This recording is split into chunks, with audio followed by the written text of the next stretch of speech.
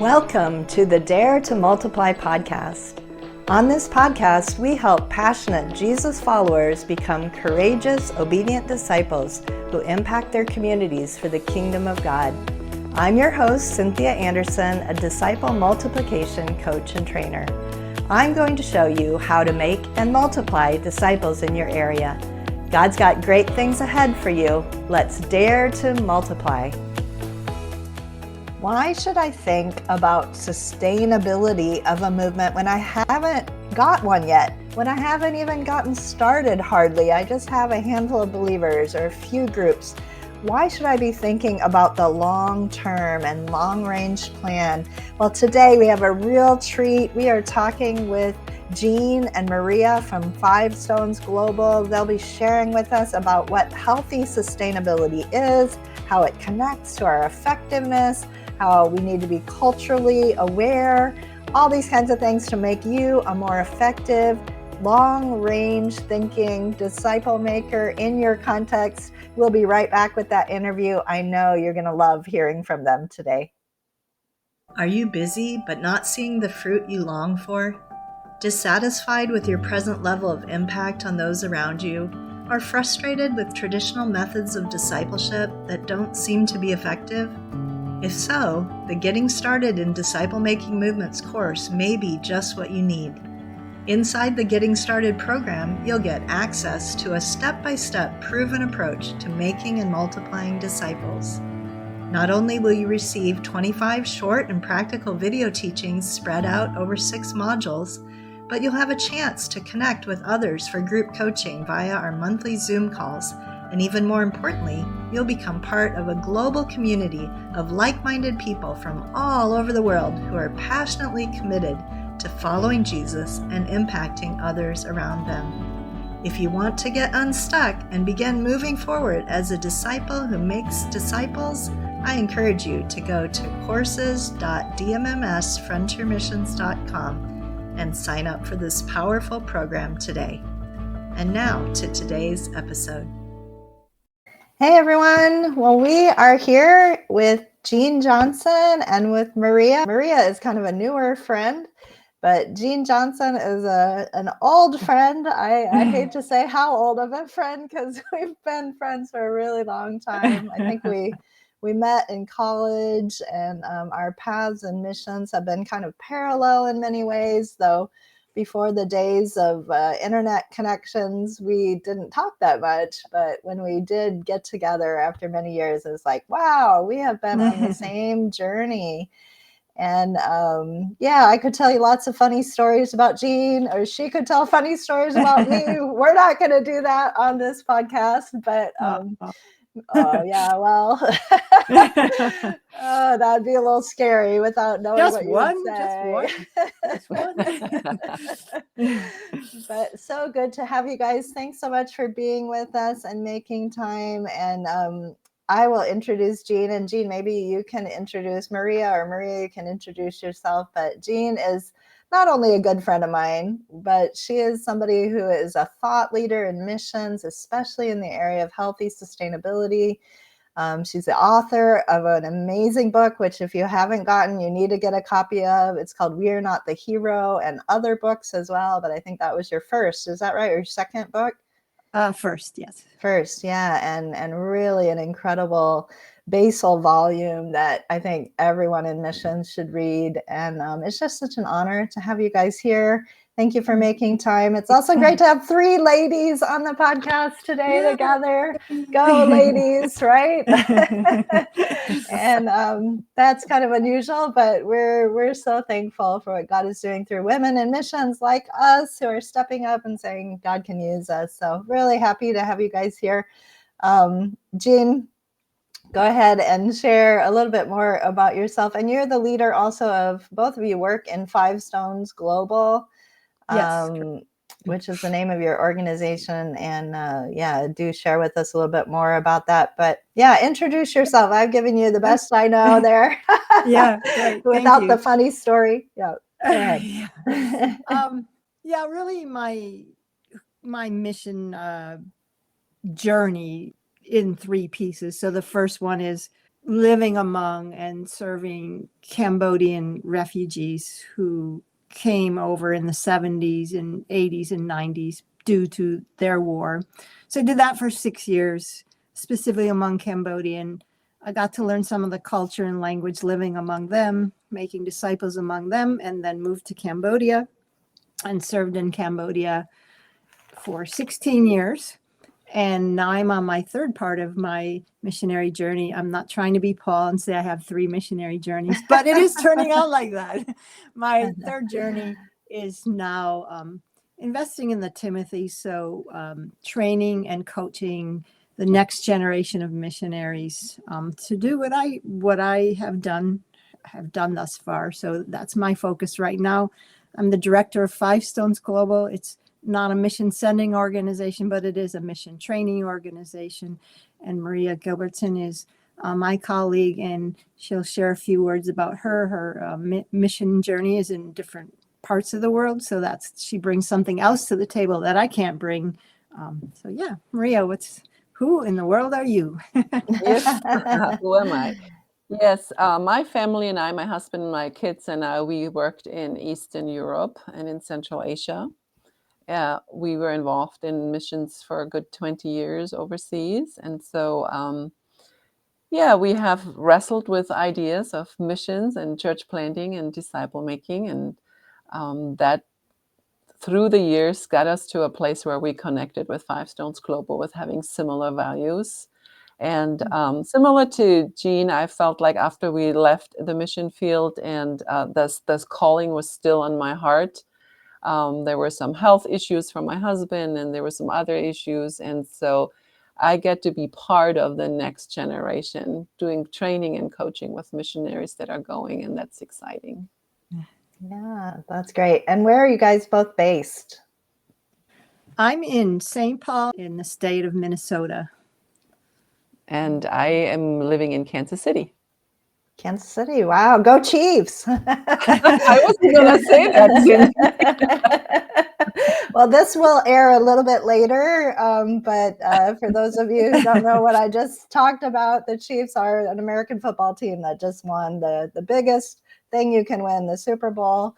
And I didn't watch the game, but my husband did. He got up at 5 a.m. and went and watched here in Thailand. Yep. It's a big party here in our city. Yes, I'm sure there is. Well, great to have you guys both here. And I want to jump right in. Jean, one of your kind of signature statements is that day 100 affects day 1 affects day 100. And I thought we could start by just having you sort of unpack that. What does that mean? And why did you kind of choose that as a sort of a motto or one of your key statements that you use a lot as you train people? Yeah, day 1 affects day 100. So let's just picture day 1 is like the beginning. It's the foundation. And then day 100 represents the future, the long term. So day 1 affects day 100 basically means as missionaries, as disciple makers, as church planters, as cross-cultural workers, whatever we do on day 1 of our activities, whatever we say, whatever we do, will either enhance or inhibit those we seek to serve. So the local emerging indigenous disciples in churches will either enhance or inhibit their capacity, their vision to be the ones to do what I set out to do. So if I've set out to make disciples on day 1, it will either enhance or inhibit their ability to make more disciples on day 100, which means their future. So day 1 affects day 100 is just a way for us to summarize that whatever we do at the foundation, whatever we do at the beginning, knowingly or unknowingly, we either erect our own barriers to our own goal when it comes to multiplication, or we will set up the future where the people that we're serving are going to be the ones that are going to be able to take off and do things on day 100 without being dependent on us. So that's what we mean by day 1 affects day 100. So it's just a saying to say, realize that when you do cross-cultural missions work and disciple making and church planting, don't get in your head that 2 years from now, this is going to make a difference. You're beginning your foundation. You can find that what you're doing on your day ones, a year later, like, wow, what I did was an asset to my long-term goal, or, oh no, it actually created unintentional barriers to my goal. So we just use that to say the foundations are very important in the beginnings, because sometimes you can't get those back. When you get into the 2 or 3 year and you're like, oh, why did I do that? Oh, why did I do that? Those are hard to get back because you set patterns, you set habits.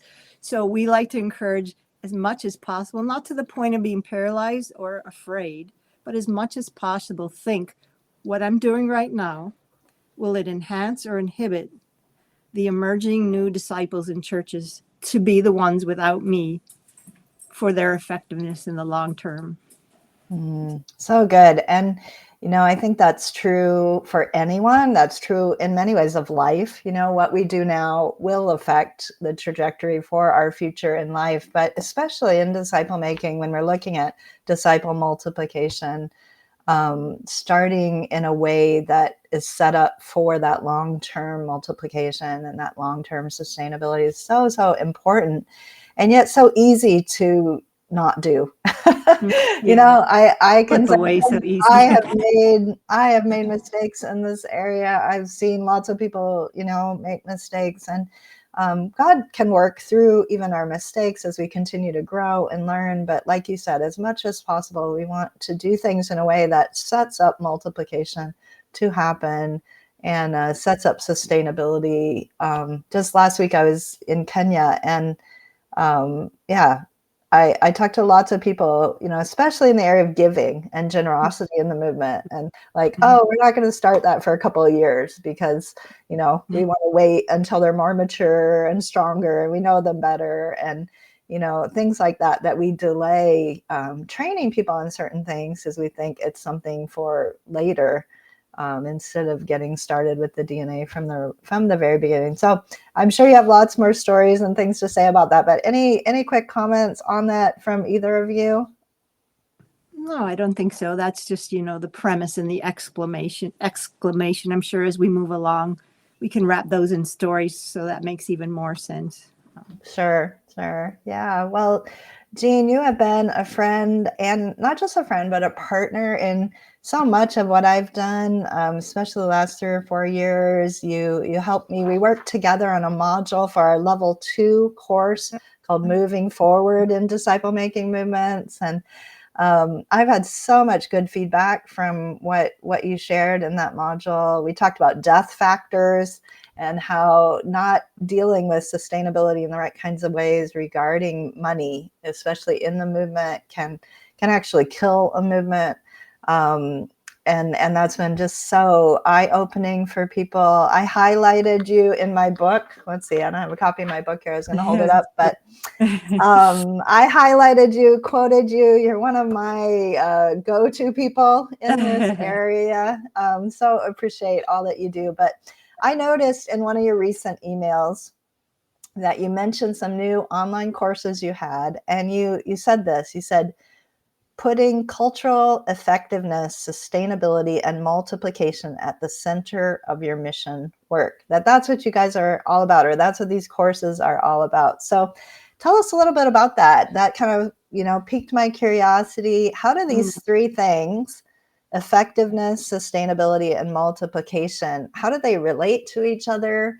How do we put those at the center of our mission work? I know they need to take your course to find out fully, but give us a snapshot of that. And especially, realizing that not everyone who's listening to this are missionaries, but many of them are trying to make disciples in their own context. So yeah, talk to us about those 3 words. Yeah. Well, I'd like to tell the impetus or the beginning or the reason why I even think this way. So I left my country of America to go to Cambodia to serve as a missionary. And at the time, we used that word unreached people group. So Cambodia was a Buddhist nation. and considered an unreached people group. So you have myself and a handful of missionaries or more, kind of that first wave of missionaries going into Cambodia after the genocide. So we go in and we get busy. We start doing missions work, whatever that looks like, whatever we call it, whatever, just a variety of activities. Well, 7 years into that really, really, really hard cross-cultural missions work, there was a coup. And so the coup was violent enough that they had to evacuate all foreigners, and that included the missionaries. So 7 years after that hard work, all the missionaries that were there are gone. So here I am, not in Cambodia, looking in, and started to think to myself, what if we don't get to go back? There's this real possibility that we cannot go back. If so, how much of all the things that we set up and started and launched and began on day one, will the Cambodians, those newer disciples and churches and leaders, will they be able to, first of all, sustain without us? Because when we're not even there as persons, that means our expertise is not there. That means our funding is not there. Our resources are not there. So how much will they be able to sustain? And not only sustain, like have it survive, but how much would they be able to spread and multiply? And then how much will they be able to multiply is based on how culturally effective it is for their culture. Did we give them a culturally effective method of making disciples and planning churches and training leaders? And my personal answer was, I don't think a whole lot of it they will be able to sustain and multiply and begin to reproduce culturally effective ways. So that was an aha moment, or what would I say? That was an enlightenment to me. That was like a revelation. Sobering, I'm sure. Sobering, very sobering. And so fortunately, we were able to go back into the country. So it was really only maybe a few weeks later. But when I went back, I started to pray and I said, God, I know there's things that I've done well. I know there's things that would sustain and multiply without me. But there's many things, methods, ways I did things that I made myself indispensable to the process. So I asked God to start showing me different things, activities, a way I did things that would not be on day one, that would not be readily reproducible, would not be easy for the Cambodians to sustain and multiply. Show me what theirs are, and then I'll change. I'll make a paradigm shift. So that's how it came to me. So I'm going to have Maria share like why she thinks this way, what happened to her, and then I can come back around and say why those three elements are so important to have them as a team rather than individual words or concepts, that they come together as one family. Yeah. Before you answer, Maria, let me just affirm you, Jean, in that, I mean, I want to put a little exclamation mark. You learned, and you didn't just keep doing what you'd been doing, but you were willing to pause and to say, I need to be willing to change. There's something different that I'm understanding here, and I need to be willing to shift my mindset, shift my gears, to do things differently. And I just want to affirm you for that. And also anyone who's listening, as you learn more and more about multiplication of disciples, and you're daring, you're out there, you're doing it. We affirm you for that. You are trying, that's a huge step forward. But as you learn things, don't be discouraged. Most of us who are seeing movements today, we've had those aha moments like, oh my goodness, I can't believe I've been doing it this way. I need to change. God help me. So I just wanted to put a little highlight on that and affirm you for that. But Maria, share with us from your perspective. Yeah, I think one of the things that we noticed was working in Central Asia was, in order for multiplication to happen, we can't work against the culture. What doesn't feel to them that's Central Asian, or that's Tajik in our case. And one of the approaches, I felt like we had a very individualistic approach for people finding the Lord, pulling them out of existing, well-functioning networks of mutual support, and we put them in these church settings that were, just learning to function. And their previous support system really was resembling the Acts church more than what we were offering to them. And they felt lost, and it was not conducive to multiplication. That was one of the things we were watching. And the other thing was we would pull capable people out of their setting to send them, not even to the West, maybe to a neighboring country for training, for Bible training. And they would return, and they would have lost often their livelihood. They would have lost connections. In a lot of cases, they would have lost credibility because fellow believers would see, oh, okay, they got Western connections now, they got Western support now. And with that also, they lost credibility with their Muslim neighbors and family members because it turned into are they just following Christianity for the benefits? Another thing I think that we watched that wasn't conducive to multiplication was the whole idea of creating unintended consequences, creating unhealthy dependency in places where we thought we were just being generous, helping a little church plant by helping them buy a very small, very cheap building, but then they couldn't sustain it by themselves, and then the pastor needs a little support and needs a car to get around. And by doing these things, we realized we were erecting barriers where local believers are just saying, we can't do all this on our own. And so those were some of the things that we were watching, and we are realizing we are muddying the waters here. We're not just coming as spiritual leaders, bringing a gospel of Jesus, but we're also bringing opportunities for learning English, for employment, for resources that muddied the waters. And it really let me ask you to pause on that. Can you explain a little more? What do you mean it muddied the waters? I'm not quite sure I'm clear.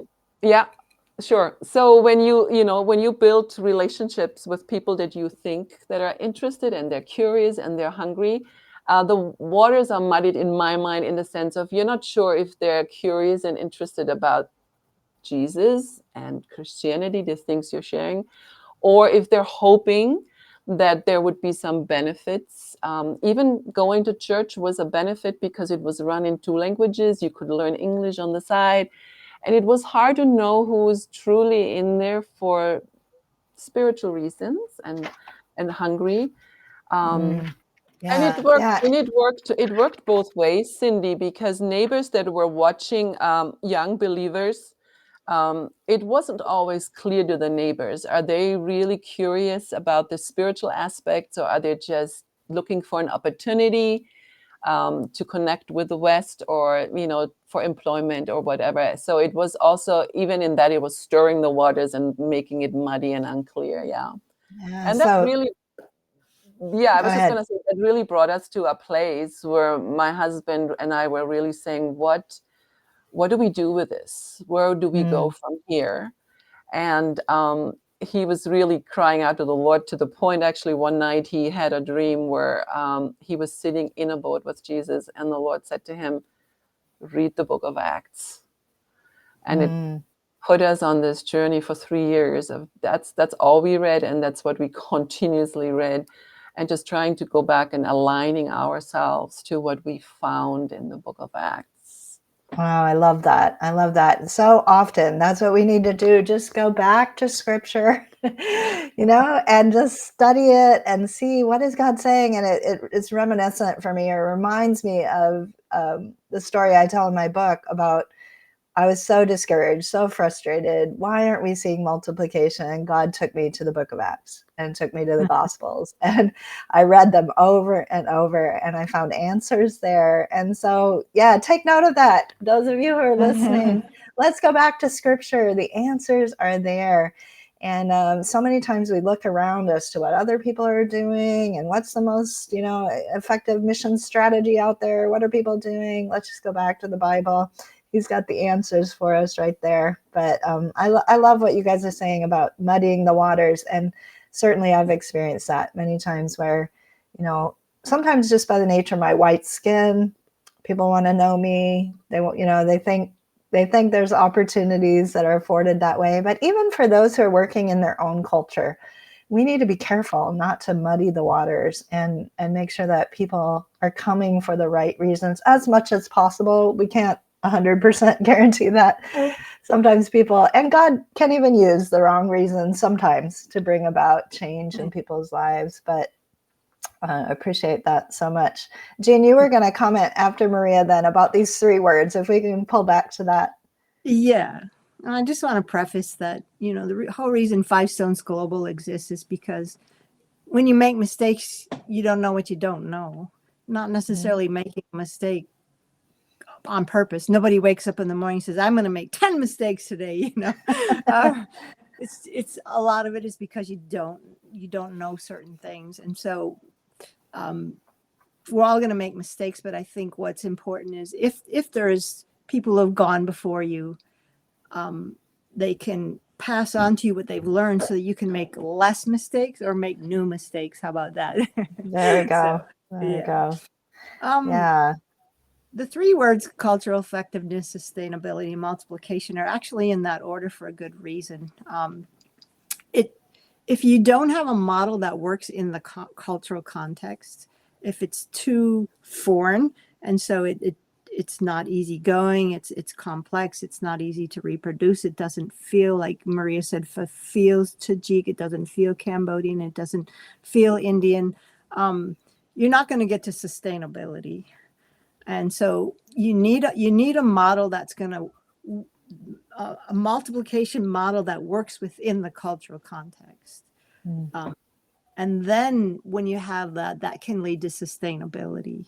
And sustainability is kind of a condition. It means this effort is able to be sustained and supported by local resources or local interdependence, meaning a variety of disciples or disciple groups come together and put together their gifts and their resources to make something happen. But the multiplication is the outcome, because you have that culturally effective methods that work within the culture, and then you have something that is sustainable and it's reproducible and it's affordable and it's doable for the people in that context. That's going to lead, or at least has the potential to lead to multiplication. So that's why we put those 3 words together. Right. Yeah, that's great. And for those who are listening who aren't first language English speakers, sustainability, and tell me if I'm saying this right, but Jean and Maria, is really just the longevity. It can last a long time. It can continue. When we say it's sustained, it means it goes the long haul. It's not going to just die in 5 years or 10 years, but it's going to go the long haul, many, many years, maybe even hundreds of years, that things will continue to grow and move. And that's what we want to see, is that long-term ability to continue when we talk about sustainability. But I know you guys try to use really positive words. I've noticed that on your websites and in your emails, but there's a negative word that also applies to some of what you guys are addressing and kind of fighting against. Sometimes we'll say unhealthy dependency. And I think I did hear you guys mention it at least once there. What does that mean? And what creates what we call unhealthy dependency? Just briefly. Yeah. So unhealthy dependency, I guess I'll start with a verse in the Bible, 1 Thessalonians. I believe it's like 4:11 and 12. But Paul talks to the Thessalonians and he says, work with your hands. Why is he instructing them to work with their hands? These are our believers. They're followers of Jesus. And he's saying, work with your hands so that you will not be dependent on anybody. But then he explains why he doesn't want them to be dependent.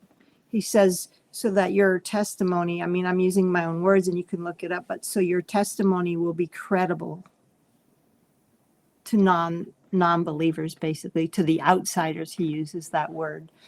So unhealthy dependency is when you don't work with your hands for the things you want to do, whether it be make disciples or gather together or worship or help some widows or orphans in your community, but rather you, instead of trying to figure out how to do that with your hands and your multiple hands of different people together, you kind of go to the outside. You go to foreign resources and say, could you bring this in?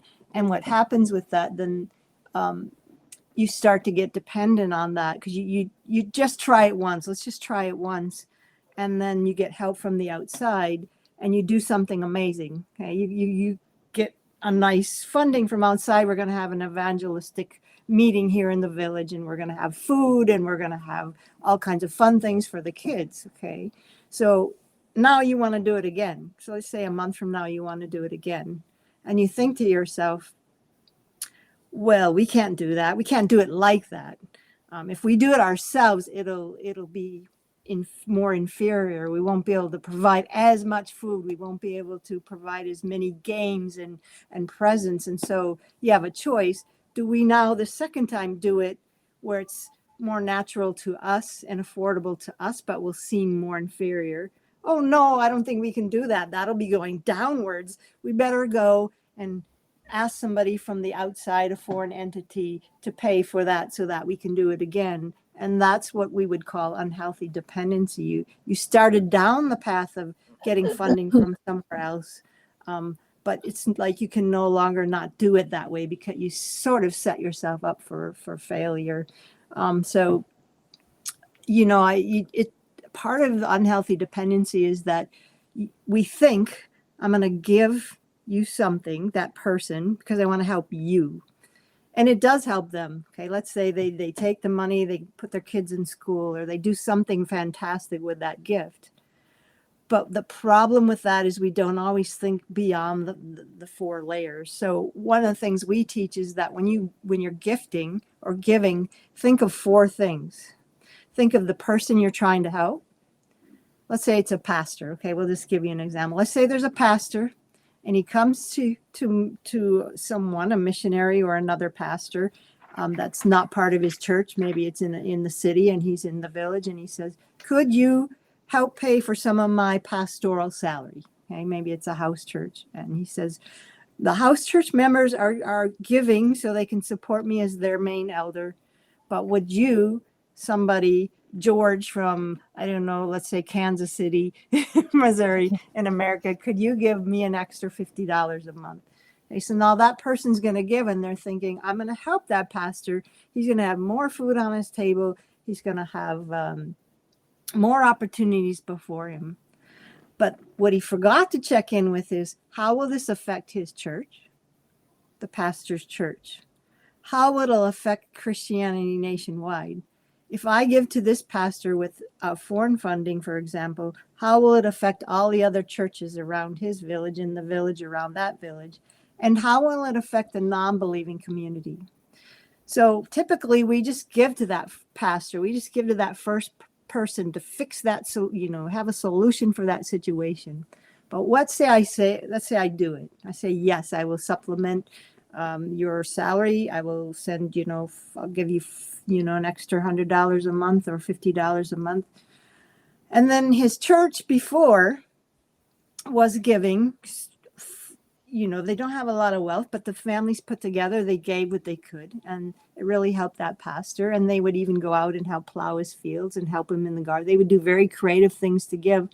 But now they see foreign funding coming from the outside, so they kind of think, well, why should we give? Our giving seems so simplistic.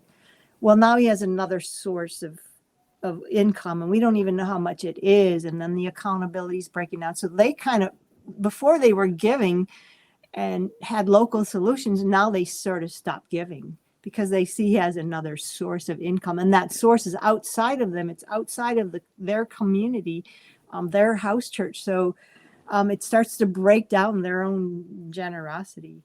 And then the churches nationwide, church maybe one village over or at the other end of the village says, well, why is their church have a new this and a new that? And why? Well, we heard that they have somebody funding them. So is that what you need for success? We need one of those. We need to find somebody who can pay for this and pay for that. And so all these churches are all of a sudden sort of have what you call competitive poverty. They feel poor. They didn't feel poor before, but now they feel poor because their church down the road has all these new fancy things because of outside funding. So it weakens those churches and they start to think, oh, success comes from that. Not the things in the book of Acts, that it comes from having some outside resource. And then the last realm is non-believers who are watching all this happen and they're saying, told you it was the foreigners' religion. See, they're only in this because they're getting some kind of money from America or from Europe or Canada. And they don't really believe because they, find that this new faith is so beautiful and so wonderful and so transformational. And they start to question the credibility of those people who are sharing the gospel. So it gets back to what Paul said, work with your hands so you would not be dependent on anybody so that you will be credible. And so we find that unhealthy dependency is the opposite of that. Instead of locally looking for local solutions and creative ways to support one another, you look to the outside. And once you do that, you start to become dependent, and then you start to lose credibility with one another, with your own church, with outsiders. And once you get to that space, it's really hard to pull it back. It's hard to heal that. So the best way to deal with it is try not to start it if at all possible. And both the giver and the asker, the requester, the recipient, really think through how is this going to affect the individual that's receiving the money or the resources, their church or sphere of influence, the Christianity nationwide, and then the onlookers who don't know Jesus yet. Wow. Yeah. So good. These 4 areas are really worth digging into and studying and thinking more about. And I know there's people, listening who are thinking about their mission work. Wow, I never thought about this related to the work that our church is doing in missions, and we need to hear more. We need to learn about this. There's been an interest sparked, and we want to point people to your resources. And also, there may be some who would say, "I'm on the mission field, and I'm one of those people who's received funds, and boy, this is hard. This is not an easy thing for me to get my head around." And I just want to say, reach out to us, reach out to Jean and Maria. We're here to help you as you process these things. And our time has gone really fast, you guys. So I'm going to go ahead and push us to the end here. Tell us, how do people contact you? How do they get a hold of your training? You have some online courses that you've just launched.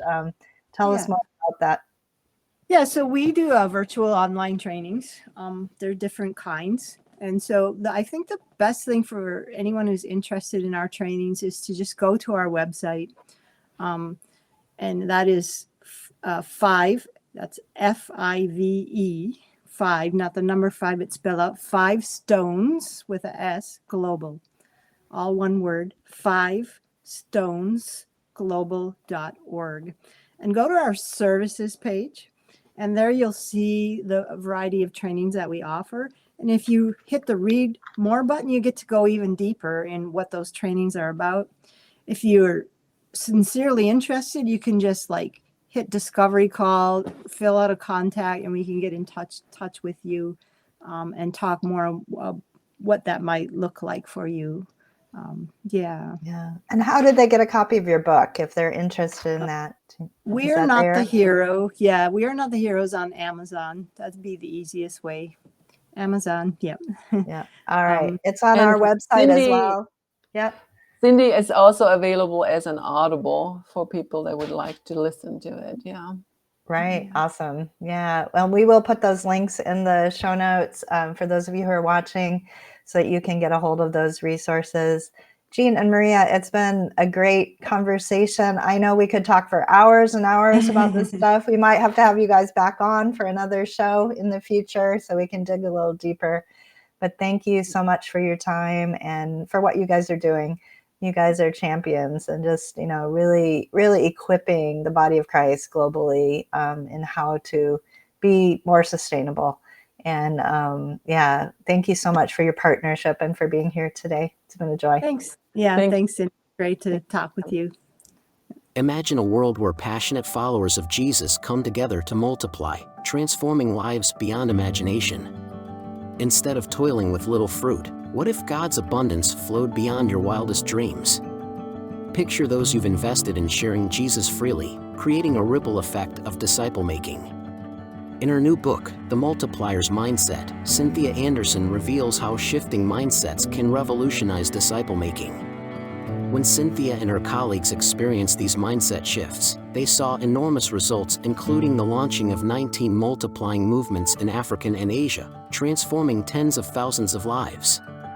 This book will help you discover hidden harvesters, see church members move from passivity to passion, and release the power of simplicity in multiplying disciples. Don't remain stuck. Learn to move toward greater fruitfulness. Visit multipliersmindset.com and get your copy of The Multiplier's Mindset today. Wow, that was an amazing interview, as they always are. I learned so much talking to Jean and Maria, and I just want to give you some of my quick takeaways and some of the things that I'm going to be thinking about more as I process this, and then a quick action step for you. So the first one is be willing to grow, learn, and change, right? We heard in their stories that they didn't always do it well or right in the beginning, but they want to help you do it well. If you're just starting out, you want to learn from these guys and avoid some mistakes that can really cause problems for you in the future.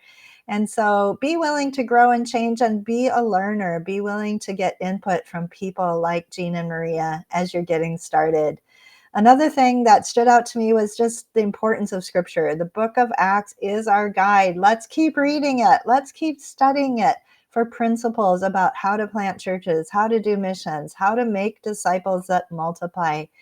And then I also was really struck by what they said about muddying the waters, and how important it is that we not add extra things to the gospel that make it less clear to people, and that confuse motivations. And I've been thinking, what am I doing that might be muddying the waters, that might be removing that crystal clarity of people coming to Christ for the right reasons, and where they hear the gospel without lots of other things attached to it that create confusion.